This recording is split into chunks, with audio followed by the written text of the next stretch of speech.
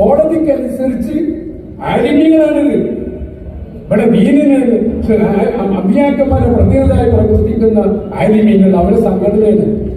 അപ്പൊ കോടതിക്കനുസരിച്ച് രേഖകൾ തയ്യാറാക്കാൻ വേണ്ടി സെക്രട്ടറിക്ക് അധികാരം കൊടുക്കണം. അതിന് വേണ്ടിയാണ് ഞങ്ങളിവിടെ കൂടിയത്.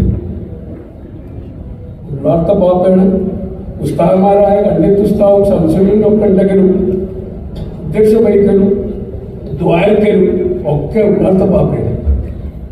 അപ്പന് ബഹുമാനാണ് അവർക്കൊക്കെ. ആ നിരക്കെന്തായി ഉള്ളാർത്ത പാപ്പ വെച്ച് എന്തേന്ന് വെച്ചു. അല്ല, രേഖകൾ ഉണ്ടാക്കണം കോടതി പറയുമ്പോ കോടതിക്ക് അനുസരിച്ച് ഉണ്ടാക്കണം.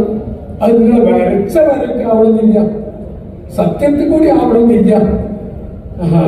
സത്യം കൂടി ആടില്ലേ, എന്നാൽ അവ കളവിൽ കൂടിയാണ് ദീന് വളർത്തേണ്ടത്. എന്നാൽ ഹക്കിനെതിരെ സത്യത്തിനെതിരെ പ്രവർത്തിക്കാൻ കുഞ്ഞിക്കോയനെ കിട്ടൂല. കുഞ്ഞിക്കോയങ്ങൾ കാക്കണ്ട ചെയ്ത കുഞ്ഞിക്കോയക്കള പാപ്പാന്റെ പേര് ഒരൊറ്റ ഇറക്കാൻ. അത് മാത്രം മതി ആ മഹാനവരുടെ ശ്രേഷ്ഠത വിലയിരുത്താൻ. സാഹചര്യം കൂടി നമ്മൾ മനസ്സിലാക്കണം. പാപ്പ ഇറങ്ങിയപ്പോൾ എന്താണ് മഹാനായ സുൽത്താനുമായി ഒപ്പമുണ്ട്, ഒപ്പമുണ്ട്, അണ്ടോളം വിജയ മുസ്ലിം എന്താണ് ഒപ്പമുണ്ട്.